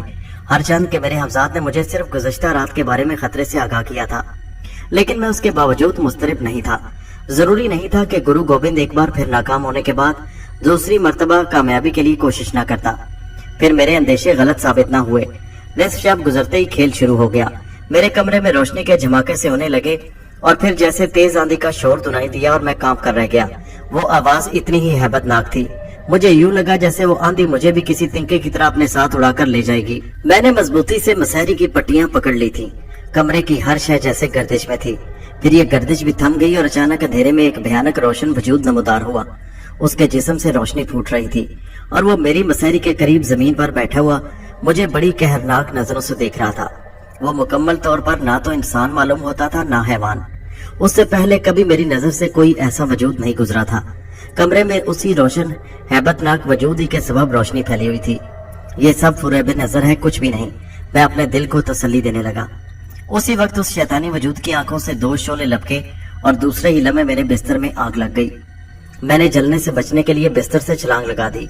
फिर तो चंद ही लम्हों में हर तरफ शोले लपकने लगे। मैं ख्वाबगाह के दरमियान में खड़ा हुआ खौफ और हैरत से ये तमाशा देख रहा था। फिर बढ़ते बढ़ते शोले मेरे वजूद को भी अपनी लपेट में लेने लगे। मुझे उनकी हिद्दत वाज़ेह तौर पर महसूस हो रही थी। धुएं की वजह से अब सांस लेना भी दुबर हो रहा था। मुझे ख्वाबगाह से निकलना पड़ा। वो शैतानी वजूद भी मेरे साथ साथ बाहर आ गया। मुझे महसूस हुआ कि वो शैतानी वजूद मुझ पर झपटने वाला है। उसी के साथ मैंने सीढ़ियों की तरफ दौड़ लगा दी। वो मेरे पीछे था। छलांगे भरते हुए मैंने सीढ़ियां तय की और नीचे पहुंच गया, लेकिन वो मुझसे भी तेज साबित हुआ। उसने अपना बदहैबत हाथ आगे बढ़ाकर मेरा रास्ता रोक लिया। वो जाने कैसे मुझसे पहले नीचे पहुंच गया था। मैंने रास्ता काट कर निकल जाना चाहा, मगर उसने मुझे इतनी मोहलत न दी। उसने मुझे अपनी गिरफ्त में ले लिया। गिरफ्त इतनी सख्त थी कि मुझे अपने जिस्म की हड्डियां चटकती महसूस हुई और मेरे मुंह से चीख निकल गई। दूसरे ही लम्हे उसने अपना भारी हाथ मेरे मुंह पर रख दिया और मेरी दूसरी चीख हलक में ही घुट कर रह गई। मैं अपने हमजाद को मदद के लिए पुकारना चाहता था, मगर शायद अब वक्त गुजर चुका था। मेरा सांस रुक गया। मुझे अपना दम घुटता महसूस हुआ। मेरा आखिरी एहसास ये था कि क्या गुरु गोबिंद अपने मकसद में नाकाम होने के बाद इंतकामन मुझे खत्म कर देना चाहता है। उसके बाद मेरा दिल डूबने लगा और मेरे जहन पर अंधेरा छा गया। अपनी ही आवाज मैंने कई बार समात में गूंजती महसूस की तो आंखें खोल दी। कुछ देर मुझे याद ही न रहा कि मैं कहाँ और किस हाल में हूँ। मेरे जहन पर नीम खनूदगी सी तारी थी। हाँ, ये मेरे लिए एहसास इत्मीनान बख्श था कि अपने हमजाद को मैंने करीब देखा। यकीनन उसने मुझे पुकारा। वो मेरा ही अक्स और जिस्म लतीफ था। उसकी आवाज भी गोया मेरी आवाज थी। उसके चेहरे पर मुझे फिक्रमंदी के आसार नजर आए। उसके साथ मेरे मुंह से कराह निकली। मेरा जोड़ जोड़ दुख रहा था। फिर मुझे सब कुछ याद आता चला गया। मैं किस शदीद कर्ब और अजियत से गुजरा था। मुझे वो हैबतनाक वजूद भी याद आ गया जो मुकम्मल तौर पर इंसान था, ना हैवान। उसी ने मुझे अपनी गिरफ्त में लिया था और मेरे जहन पर अंधेरा फैल गया था। होश खोने से पहले मैंने सोचा कि क्या गुरु गोबिंद अपने मकसद में नाकाम होने के बाद मुझे खत्म कर देना चाहता है। मैं उस वक्त अपनी ख्वाबगाही में बिस्तर पर दराज था। मुझे मेरा दुश्मन खतरनाक और शदीद तरीन हमले के बावजूद अपने रास्ते से हटाने में कामयाब नहीं हो सका। ये एहसास मेरे लिए नई जिंदगी की खुशखबरी था। उस पर मैंने दिल ही दिल में खुदा का शुक्र अदा किया। वही हर शय पर कादिर है। जिस समय दर्द की लहर एक बार फिर उठी तो मेरे मुंह से कराह निकल गई। हमजाद जो सिराने खड़ा था तेजी से मुझ पर झुका और अपना हाथ मेरे जिस्म पर फेरा। उसी लम्हे यूं महसूस हुआ जैसे किसी ने मेरे जिस्म का सारा दर्द खींच लिया हो। ये तजुर्बा मुझे पहले भी कई बार हो चुका था। अब यकीनन आपकी तकलीफ खत्म हो चुकी है। हमजाद ये कहकर सीधा खड़ा हो गया। हाँ, मैंने इत्मीनान और सुकून का सांस लिया और सराहने से टेक लगाकर नींद दराज हो गया। कमरे में रोशनी थी। जरा तवक्कुफ के बाद मैंने हमजाद से पूछा, तुम खुद ब खुद तलब किए बगैर कब और कैसे यहाँ पहुंच गए? मैंने तो अपनी जिंदगी की तरफ से कतई मायूस हो चुका था। ये बात तो आपके इल्म में है कि मैं गुज़श्ता रात भी गाफिल नहीं था। हमजाद बोला, अगर मैं चौकन्ना न रहता तो गुरु गोबिंद गुज़श्ता रात ही अपने मकसद में कामयाब हो जाता। वो आपको मेरे खींचे हुए हिसार से निकलने पर मजबूर कर देता। उसने ये कोशिश भी की ताकि आप हिसार से निकल जाएं। मैं आपको पहले ही बता चुका था कि वो क्या चाहता है। हिसार से बाहर कदम रखते ही वो आपको अगवा कर लेता, मगर मैं आपकी तरफ से गाफिल नहीं था। मैंने बर वक्त आपको चौकन्ना कर दिया। यूं वो नाकाम रहा। आज रात उसने अपना आखिरी हरबा आजमाया। इस गर्ज से गुरु गोबिंद ने अपने एक खास चेले की जिंदगी को दांव पर लगाया ताकि वो हिसार में दाखिल होकर आपको अगवा करके ले जाए। गुरु गोबिंद ने उसे एक दहशतनाक वजूद में तब्दील करके अपनी पुरस्कार कुव्वतों के जरिए यहाँ भेज दिया। मेरे खींचे हुए हिसार के अंदर कदम रखना उसके लिए मुमकिन नहीं था, अगर मैं खुद ही ऐसा न चाहता। मैंने इसीलिए लम्हे भर को हिसार उठा लिया ताकि वो गलतफहमी का शिकार हो जाए और उसे भी अपने गुरु का कमाल समझे। हमजाद लाजमन कुछ और भी कहता कि मैं बोल उठा, तुमने हिसार क्यों उठाया? इसलिए कि मैं चाहता था कि गुरु गोबिंद का खास चेला जिस पर उसे बहुत मान था यहाँ से जिंदा वापस न जा सके। हमजाद ने वजह बयान की, फिर खुद ही बताने लगा। वो जैसे ही मकान में दाखिल हुआ मैंने दोबारा हिसार खींच दिया। अब वो यहाँ से किसी सूरत नहीं निकल सकता था। उसी के साथ मुझे आपका ख्याल था कि वो कहीं आपको नुकसान न पहुंचाए। मुझे यकीन था कि मैं जैसे ही हिसार खींचूंगा गुरु के खास चेले को अपनी पुरस्कार कुव्वतों के जरिए उसका पता चल जाएगा। मेरे अंदाजे के मुताबिक ऐसी सूरत में पहले अपने बचाव की फिक्र करेगा, मगर उस बदबख्त ने ऐसा नहीं किया। वो इंतकाम पर उतर आया। उसे मालूम हो चुका था कि अब वो आपको अगवा करके नहीं ले जा सकेगा। गुरु गोबिंद ने उसे ये हुक्म नहीं दिया था कि वो आपको खत्म कर दे। ये खुद उसका जाती फैसला था। उसका इरादा ये था कि आपको खत्म करके वो अपनी पुरस्कार कुव्वतें आजमाएगा। वो यकीन और बेयकीनी की कैफियत का शिकार था कि शायद हिसार से जिंदा बचकर निकल जाए या फिर मारा जाए। वो बस जरा सी देर का खेल था। उसने आपको फरेब नजर में मुब्तला किया और बाकी हवास को भी अपने ज़ेरे असर ले लिया। आपको इसी सबब भड़कते शोलों के साथ उनकी हिद्दत महसूस हुई। मजबूरन जब धुएं से आपने अपना सांस घुटता महसूस किया तो ख्वाबगाह से निकल कर भागे। वो आपके पीछे था। मेरा मंशा ये था कि जब उसकी तमाम तर तवज्जो सिर्फ आप पर हो तो अचानक उसे काबू कर लूं। गुरु का ये खास चेला भी हैरत अंगेज पुरस्कार शैतानी ताकतों का मालिक था। इस पर काबू पाना आसान नहीं था। उसकी पुरस्कार कुव्वतें शंभू से कम नहीं थी। इन हकाइक की रोशनी में बस यही मुमकिन था कि गफलत के वक्त उन पर हमला किया जाए। ये मौका मुझे उस वक्त मिला जब वो आपको अपने गिरफ्त में ले चुका था। हर चंद के चंद लम्हों से ज्यादा उसकी गिरफ्त में नहीं रहे, लेकिन मुझे खबर है कि इस दौरान में आप पर क्या गुजर गई होगी। आप उसे मसलहत, वक्त और मजबूरी का नाम दे सकते हैं। जैसे ही वो पूरी तरह आपकी तरफ मुतवज्जह हुआ मैंने पीछे से उस पर वार किया। घबरा कर उसने आपको छोड़ दिया। आप गिर कर जख्मी ना हो जाए, मैं इस ख्याल से तेजी के साथ आगे बढ़ा। मैंने आपको वहीं जमीन पर लिटा दिया। उस वक्त मुझे उसकी भयानक चीख सुनाई दी। हिसार से निकलने की कोशिश में वो आपके करीब ही आकर गिरा और तड़पने लगा। फिर वो इससे पहले कि संभल पाता मैंने उस पर आखिरी वार किया जो कारी साबित हुआ। हमजाद के खामोश होते ही मैंने वजाहत की गर्ज से पूछा, तो क्या वो खत्म हो गया? तुमने उसे कत्ल कर दिया? हाँ, वो अपने गुनाहों की आग में जिंदा चलकर खाक हो गया। हमजाद ने यह बताते हुए गहरा सांस लिया। मुझे हमजाद की हालत का ख्याल आया। गुरु गोबिंद से एक मुकाबले से खुद वो भी तो शदीद जख्मी हो गया था। उसे गुरु गोबिंद ने एक मंदिर में कैद कर दिया था। वहां से वो फरार तो हो गया, मगर उसका वजूद झुलस कर रह गया था। हमजाद ने मुझे बताया था कि अपनी कुव्वतों की बहाली में उसे मजीद 1 दिन और 1 रात की जरूरत है। ये वो रात गुज़श्ता रात की थी।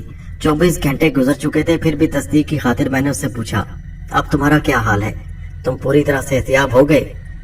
जी हाँ, उसने जवाब दिया। अब मेरी तमाम तर कुव्वतें पहले की तरह बहाल हो चुकी हैं। अगर ऐसा ना होता तो शायद मैं आपको बचा ना सकता। मुझे ये सुनकर बेहद खुशी हुई और मैंने हमजाद से इसका इजहार किया। फिर वो मुझे अहम बात याद आ गई जो हमजाद ने गुज़श्ता शब भी मुझसे कही थी। اس کو مد نظر رکھ کر میں نے اسے سوال کیا، تم نے کہا تھا کہ گرو گوبند اور شمبھو سے نمٹنے کے لیے ایک راستہ سوچا ہے، وہ کیا ہے؟ اس وقت خاصی رات گزر چکی ہے اور آپ کی آنکھیں بھی نیند سے بوجھل ہیں، حمزاد بولا۔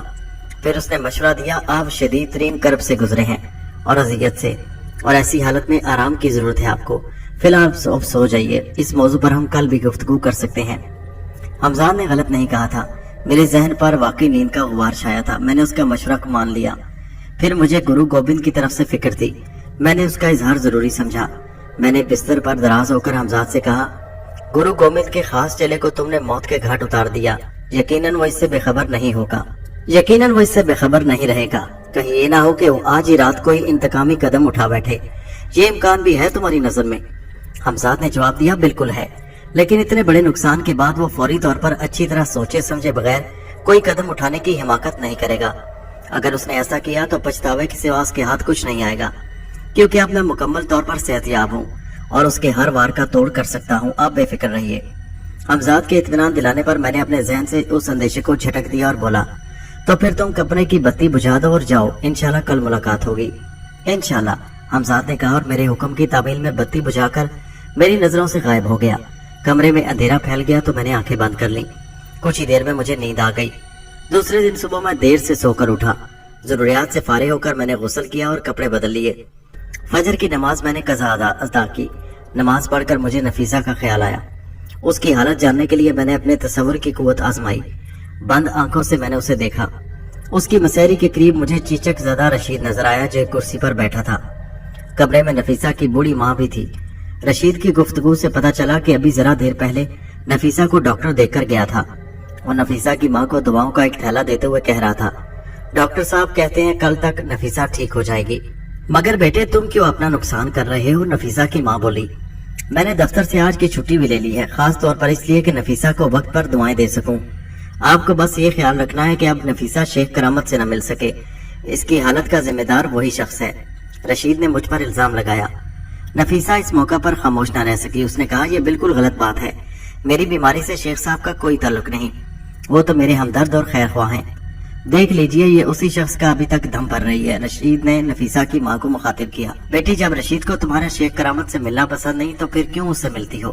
نفیسہ کی ماں اسے سمجھانے لگی، لیکن انہیں مجھ پر حکم چلانے کا کیا حق ہے؟ میں کسی سے بھی ملوں، انہیں کیا؟ نفیسہ کے لہجے میں غصہ تھا۔ کیسی باتیں کر رہی ہو نفیسہ بیٹی، تمہیں اب رشید کے ساتھ ہی تو اپنی زندگی گزارنی ہے، میں تو یہ چاہتی ہوں کہ اب جلد سے جلد رشید کے ساتھ تمہاری شادی کر دوں۔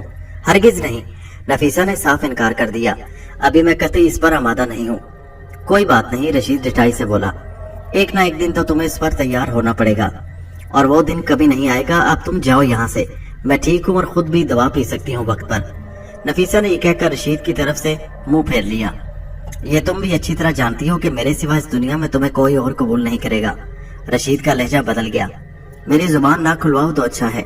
نفیسہ کی ماں نے بات بڑھتے دیکھ کر رشید کو سمجھا بجھا کر اس کا غصہ ٹھنڈا کیا اور بولی، اس کی باتوں کا برا نہ مانا کرو بیٹا، یہ تو پاگل ہے، اسے اپنے برے بھلے کی کوئی خبر نہیں، تم جاؤ میں اسے سمجھا دوں گی، بیماری کی وجہ سے یہ کچھ چڑچڑی ہو رہی ہے، کرو بھلائی آئے برائی۔ رشیدہ نے منہ بنا کر کہا، میں نے تو اس کی وجہ سے چھٹی لی تھی اور خیر آپ کہتی ہیں تو میں چلا جاتا ہوں۔ وہ یہ کہتے ہی اٹھ کر کھڑا ہو گیا، میں نے آنکھیں کھول دی اور تصور کا سلسلہ منقطع ہو گیا۔ اچانک افتاد پڑ جانے کے سبب نفیسہ میرے مشورے پر عمل نہیں کر سکی، اسے ایاز کو اپنے ماضی سے آگاہ کرنا تھا۔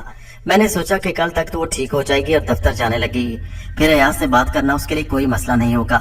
مجھے وہ بتا چکی تھی کہ ایاز اب بھی اسے چاہتا ہے، اس لیے اس نے کسی سے شادی بھی نہیں کی تھی۔ اس چاہت کو مد نظر رکھتے ہوئے مجھے یقین سا تھا کہ نفیسہ کے ماضی سے آگاہ ہو جانے کے باوجود ایاز کی چاہت میں کوئی فرق نہیں پڑے گا۔ مسئلہ صرف یہ تھا کہ وہ نہ تو گھر داماد بننے پر راضی تھا، نہ نفیسہ کے والدین کو اپنے ساتھ رکھنا چاہتا تھا، اس کے علاوہ اسے نفیسہ کی نوکری کرنا بھی پسند نہیں تھا۔ ہاں، وہ نفیسہ کے ساتھ الگ رہ کر اس کے والدین کا خرچہ اٹھانے پر تیار تھا، مگر یہ صورت نفیسہ کو قبول نہیں تھی۔ اس الجھی ہوئی گتھی کو میرے لیے حمزاد کی مدد سے سلجھانا کوئی دشوار نہیں تھا، لیکن میرے پیش نظر اس وقت تک گرو گوبند اور شمبھو سے نپٹنے کا معاملہ ترجیح کا حامل تھا۔ گزشتہ رات حمزاد سے میری تفصیلی گفتگو نہیں ہو سکی، میں نے یہی سوچ کر اسے طلب کیا۔ ابھی تک میں ناشتہ بھی نہیں کر سکا تھا، اس لیے حمزاد کے آتے ہی پہلے اس سے اسی کی خواہش کا اظہار کیا۔ مجھے کچھ بھوک بھی محسوس ہو رہی تھی۔ حمزاد نے میری خواہش کی تکمیل میں دیر نہیں لگائی، वो जाने लगा तो मैंने उससे रोक लिया। ठहरो, मुझे तुमसे बात करनी है।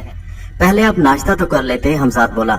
बातें करने को तो सारा दिन पड़ा है, दोनों एक काम साथ हो जाएं तो हो सकते हैं, मैंने कहा।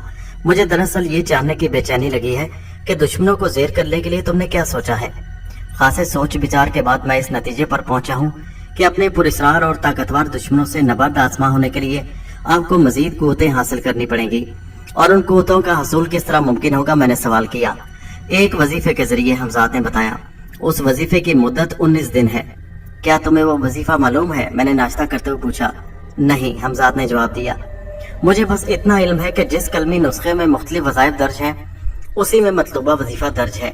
वजीफे की तमाम शराइत भी कलमी नुस्खे में लिखी होती हैं। मैं जानता हूँ कि ये शराइत बहुत सख्त होंगी, लेकिन इन्हें बहरहाल पूरा करना पड़ेगा, क्योंकि इसके सिवा कोई और चारा नहीं। मैं समझ गया कि हमजाद किसी कलमी नुस्खे का जिक्र कर रहा था। ये वही कलमी नुस्खा था जिसमें हमजाद का अमल मैंने पढ़ा था। इस वजीफे की तकमील के बाद आप बड़ी से बड़ी शैतानी कुव्वत का मुकाबला कर सकते हैं, हमजाद ने मजीद बताया। इसके लिए बेहतर सूरत यह है कि आप यहाँ से वापस चालगाम चलें, वही कलमी नुस्खा मौजूद है। यूं भी अब यहाँ रहने की जरूरत नहीं। हम खबीज शंभू के ताकुब में यहाँ आए थे जो फरार हो चुका। ये भी तो मुमकिन है कि तुम वो कलमी नुस्खा यहीं ले आओ, मैंने कुछ सोचकर कहा। वजीफा यहाँ भी तो पढ़ा जा सकता है। आप ठीक कहते हैं, मगर यहाँ की निस्बत चालगाम में आप ज्यादा महफूज हैं। ये मकान बहरहाल किराए का है। आपके इल्म में तो है कि वजीफे के लिए वक्त और जगह की शराइत होती है। आप ये वजीफा पूरा न कर सकें, गुरु गोबिंद इसके लिए मुख्तलिफ हरबे आजमा सकता है। वो किसी तरह ये नहीं चाहेगा कि आप मजीद ताकतें हासिल करें ताकि उसके मुकाबले पर आए। अंदाजे के मुताबिक वो पहला हरबा यही इस्तेमाल करेगा कि मालिक मकान आपसे ये मकान खाली करा ले। जाहिर है कि वजीफा शुरू करने के बाद ये आपके लिए मुमकिन नहीं होगा। हमजाद ने मुझे मतवक्को खतरे से आगाह किया। लेकिन क्या तुम गुरु गोबिंद के इन हरबों को नाकाम नहीं बना सकते, मैंने कहा। वजीफे के दौरान में आपकी कोई मदद मेरे लिए मुमकिन नहीं होगी, हमजाद ने वजाहत की। अगर मैंने ऐसी कोशिश की तो मेरा अपना वजूद खतरे में पड़ सकता है। इसका हौलनाक नतीजा मुमकिन है। आप भी इससे बाखबर हैं। हमारी जिंदगी के साथ आपकी जिंदगी भी खतरे में पड़ जाएगी। इसका मतलब ये हुआ कि 19 दिन तक तुमसे मेरा राब्ता कटा रहेगा, मैंने फिक्रमंद सा कहा। नहीं, आप समझे नहीं, हमजाद बोला। बात सिर्फ इतनी है कि वजीफे की हद तक मैं किसी किस्म की मामलत या मदाखलत नहीं कर सकूंगा। इस सिलसिले में हर मामले से आपको खुद ही निपटना पड़ेगा। हाँ, इस वजीफे से कतई नजर में आपकी हर खिदमत बजा ला सकता हूँ। हमजाद से मजीद कुछ गुफ्तगू करके मैं इस नतीजे पर पहुंचा कि मुझे चालगाम वापस ही चलना पड़ेगा। फिलहाल इस शहर को छोड़कर न जाने की 2 वजह थी। एक तो मुझे नफीसा को उसकी मंजिल से हमकनार करना था, दूसरा एक बेगुनाह शख्स को कत्ल करने से बचाना था। समीना का नौजवान आशिक जाहिद अपने शादीशुदा महबूब बा के शौहर शौकत को रास्ते से हटाने वाला था। ये बात मेरे इल्म में आ चुकी थी। मेरा ज़मीर इस बात को गवारा करने पर आमादा नहीं था कि मैं इन दोनों मामलात को अधूरा छोड़कर इस शहर से चला जाऊं। मेरी नज़र में ये खुदगर्जी होती। इससे एक तरफ तो नफीसा की जिंदगी तबाह हो जाती और दूसरी तरफ शौकत मारा जाता। अब इन एहसासों ख्यालात से मैंने हमजाद को भी बेखबर नहीं रखा। आपके अंदर मैं एक बड़ी मुस्बत और खुशगवार तब्दीली देख रहा हूँ, हमजाद के लहजे से खुशी का इजहार हो रहा था। आप सिर्फ और सिर्फ अपने लिए सोचते ही रहे, लेकिन अब ऐसा नहीं। आप दूसरों के काम आने लगे हैं, वो भी किसी जाती गर्ज के बगैर। मेरी नजर में ये बहुत बड़ी बात है। आपके ख्यालात को पेश नजर रखते हुए अब यही बेहतर है कि इन दोनों मामलात को निपटा कर ही चालगाम वापस चला जाए। इस तरह आप मुकम्मल ज़हनी यकसुई के साथ वजीफा शुरू कर सकते हैं। इस ज़िम्मन में मुझे जो हुक्म देंगे मैं उस पर अमल करने को तैयार हूँ। कुछ देर तक मैंने दोनों मामलात पर गौर किया कि पहले किसे तरजीह देनी चाहिए। मैंने ये नतीजा अखज़ किया कि हमजाद की मदद से बैक वक्त मामलात को निपटाया जा सकता है, इस तरह वक्त न लगता। यही सोचकर मैंने हमजाद को कहा, तुम पहला काम ये करो कि नफीसा को हिसार से टकराने के सबब जो आर्जा लाक है उससे निजात दिला दो। मैं चाहता हूँ कि वो आज ही दफ्तर जाकर अपने महबूब अयाज से मुलाकात कर ले। तुम इस काम से निमट कर आओ तो फिर मैं तुम्हें दूसरा काम बताऊंगा। उससे मेरा मकसद ये है कि दोनों मामलात पर एक साथ तवज्जो दी जा सके। हिसार से टकराकर नफीसा के जिस्म को नुकसान पहुंचा था और वो जिस बीमारी में मुब्तला हो गई उसका इलाज किसी डॉक्टर या तबीब के बस में नहीं, हमजाद ने बताया। लेकिन मैंने अपने तसव्वुर की कुव्वत को आजमा कर तो कुछ और मालूम किया है। मैंने ये कहकर हमजाद की हासिल करदा मालूमात से आगाह कर दिया। वो डॉक्टर झूठ बोलता है। दवाओं के जरिए वक्ती तौर पर डॉक्टर उसके जिस्म की हिद्दत पर काबू पा सकता है, मगर उसे खत्म नहीं कर सकता। जैसे ही वो बंद कर दी गई वो फिर अपनी पहली हालत पर लौट आएगी। वो दवा नहीं बंद कर सकते। जाहिर है कि ये कोई इलाज नहीं हुआ। तुम ठीक कहते हो, मैंने हमजाद के ख्याल से इत्तेफाक किया। मुझे ये इल्म नहीं था, मगर तुम उसे कतई सेहतियाब कर सकते हो। जी हाँ, हिसार से टकराने का आसम खत्म करना मेरे लिए मुमकिन है, हमजाद ने कहा। जरा सी देर में वो बिस्तरे अलालत से उठकर खड़ी हो सकती है। तो फिर जाओ और उसे अयाज से मिलने पर मजबूर कर दो, मैंने हमजाद को हुक्म दिया। मेरे हुक्म की तामील में हमजाद फौरन रवाना हुआ। उसके जाते ही मैंने अपनी आंखें बंद कर ली ताकि अपने तस्वर की कुव्वत बरूए कार ला सकूं। चंद ही लम्हे गुजरे होंगे कि मैंने अपने सफाए जहन पर नफीसा का हसीन चेहरा उभरते देखा। फिर मैंने तस्वुर का दायरा वसी किया। इस वक्त नफीसा अपने कमरे में अकेली थी। मैंने उसे पहले चौंकते और फिर बुड़बुड़ाते देखा। ये मेरे जिस्म पर कौन हाथ फेर रहा है? इन अल्फाज के साथ ही उसके चेहरे पर हया की सुर्खी फैल गई। मेरे लिए यह समझना दुश्वार नहीं था कि नफीसा के जिस्म पर हाथ फेरने वाला हमजाद के सिवा कोई और नहीं हो सकता। जरा वक्फे से नफीसा फिर बुड़बुड़ाई। अब तो मुझे बिल्कुल गर्मी महसूस नहीं होती। मेरे जिस्म में ठंडक सी फैल गई। हाँ, मुझे आज ही दफ्तर जाकर अयाज से मिलना है। उसे सब कुछ बता दूंगी कि अब पानी सर से ऊंचा होता जा रहा है। मैं रशीद के दावे को गलत साबित कर दूंगी कि उसके सिवा मुझे कोई कबूल नहीं कर सकता। यही बुड़बुड़ाती वो उठी और कमरे में मौजूद एक अलमारी खोलकर कपड़े निकालने लगी। उसी वक्त नफीसा की माँ कमरे में दाखिल हुई। नफीसा अलमारी से कपड़े निकाल चुकी थी। मैं इसीलिए आई थी नफीसा बेटी कि तुम्हारी दवा का वक्त हो गया, दवा पी। अब मुझे किसी दवा की जरूरत नहीं अम्मी। नफीसा ने अपनी माँ की बात काट दी। मैं समझ गया नफीसा अभी तक मेरे हमजाद के ज़ेरे असर है। अपनी बात जारी रखते हुए नफीसा ने अपनी माँ से कहा, मैं दफ्तर जा रही हूँ अम्मी। ये तुम क्या कह रही हो बेटी? नफीसा की माँ हैरत से बोली। डॉक्टर ने तो कहा था कि तुम्हें मजीद एक दिन आराम की जरूरत है, फिर ये तुम छुट्टी की दरख्वास्त से कुछ नहीं होता। मैं आज ही दफ्तर जाके मजीद छुट्टियां खत्म करवा दूंगी। नफीसा बोल उठी। लेकिन बेटी इसकी जरूरत क्या है? जरूरत है अम्मी, इसीलिए दफ्तर जा रही हूँ, नफीसा ने जोर देकर कहा। जो वालिदैन किसी सबब अपनी औलाद के मोहताज होते हैं, उन्हें औलाद की जिद के आगे झुकना पड़ता है। यूं भी नफीसा मेरे हमजाद के ज़ेरे असर आकर किस तरह दफ्तर जाने से रुक जाती। मेरा मकसद पूरा हो चुका था। हमजाद को उसकी कोशिश में कामयाब देखकर मैंने आंखें खोल दी। उसके चंद लम्हों बाद हमजाद वापस लौट आया। आपके हुक्म की पहले की तामील हो गई, हमजाद ने बताया। हाँ, मैं खुद भी अपने चश्मे तस्वुर से देख चुका हूँ कि नफीसा दफ्तर जाने वाली है। मैं बोला, अब तुम समीना के शौहर शौकत और नौजवान आशिक जाहिद की खबर लो कि ये तीनों कहाँ और किस हाल में हैं। अपने रकीब शौकत को रास्ते से हटाने के लिए जाहिद ने अभी कोई कदम उठाया कि नहीं? तुम्हें तमाम मालूमात हासिल करनी है। हमजाद ने इकरार में सर हिलाया और मेरी नजरों से ओझल हो गया। वापसी में उसे ज्यादा देर नहीं लगी। मैं उसकी तरफ सवालिया नजरें उठाई तो वो बताने लगा, आपने अगर आज मुझे उनकी खबर लेने ना भेजा होता तो शौकत मारा जाता। शौकत की जिंदगी का आज आखिरी दिन होता। मैंने चौंक कर पूछा, वो कैसे? जाहिद खुद अपने रकीब को कत्ल करने वाला था या किसी के जरिए कत्ल करा रहा था। जाहिद ने उसे सिलसिले में एक बंगाली हिंदू साहिर शिव नंदन से शौकत के कत्ल का सौदा किया था, हमजाद ने जवाब दिया। शिव नंदन ये शैतानी अमल कर चुका है शुरू। आज उस अमल की आखिरी रात है। 12 बजे रात को शिव नंदन ये अमल शुरू करेगा। उसी के नतीजे में शौकत सुबह कल मुर्दा पाया जाता। जाहिर है उसकी अचानक मौत हरकतें कलब बंद हो जाने के सबब होती। किसी को पता ही न चलता कि उसे कत्ल किया गया है। साहिर शिव नंदन ने जाहिद से उस कत्ल का भारी मुआवजा वसूल किया। अपने बूढ़े वालिदैन से जाहिद ने झूठ बोला कि वह एक कारोबार शुरू करने वाला है जिसके लिए 50,000 की जरूरत है। शौकत के कत्ल का शिव नंदन ने इतना ही मुआवजा मांगा था। इस झांसे में आकर उनका बेटा जाहिद अपने पांव पर खड़ा हो जाएगा। वालिदैन अपना आबाई मकान फरोख्त करने पर राजी हो गए। मकान 60,000 में बिका, मगर जाहिद ने अपने वालिदैन को यही बताया कि 50,000 मिले हैं। साहिर शिव नंदन को उसने बतौर पेशगी 30,000 रुपए अदा किए। बाकी 20,000 रुपए बाद में काम हो जाने पर अदा करने थे। यूं कत्ल का मुआवजा करके भी जाहिद के पास ऐशो इशरत के उड़ाने के लिए खातिर 10,000 रुपए बच जाते। जाहिद का इरादा यह है कि समीना से शादी करके वो उसे और उसके बच्चों को साथ लेकर मगरबी पाकिस्तान के किसी शहर में फरार हो जाएगा। समीना को वो इस पर राजी कर चुका है। आज रात 12 बजे साहिर शिवनंदन बूढ़ी गंगा के किनारे शैतानी अमल शुरू करेगा। मैं वक्त और जगह के बारे में मालूमात हासिल कर चुका हूँ, इसलिए तुम वो शैतानी अमल पूरा ना होने दो। हमजाद के खामोश होने पर ही मैंने कहा, आपका ख्याल ठीक है। हमजाद ने तस्दीक की, फिर कहा, लेकिन आपको मेरी मदद करनी पड़ेगी। मुझे? मैंने हैरत से सवाल किया। ये शैतानी अमल खतरनाक है, किसी न किसी की जान लेकर रहेगा। साहिर शिवनंदन की कोशिश ये होगी कि हर कीमत पर अमल पूरा हो। अगर किसी वजह से अमल पूरा ना हो सका तो खुद शिवनंदन जिंदा नहीं बचेगा।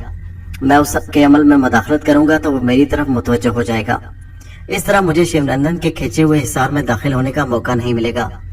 उसकी एक ही तदबीर है کہ शिव नंदन मेरे बजाय आपकी तरफ मुतवज्जो हो। हमजाद ये कहकर मुझे अपने मंसूबे से आगाह करने लगा। इस मंसूबे में मेरी मौजूदगी भी जरूरी और अहम किरदार था। मैंने हमजाद की बातें पूरी तवज्जो और इनेमाक से सुनी। मुझे इस पर खुशी महसूस हो रही थी कि मैं आज रात एक बेगुनाह शख्स की जिंदगी बचाने वाला था। दोस्तों, ये कहानी जारी है। इसका अगला हिस्सा नेक्स्ट वीडियो में मुलाहिजा कीजिए।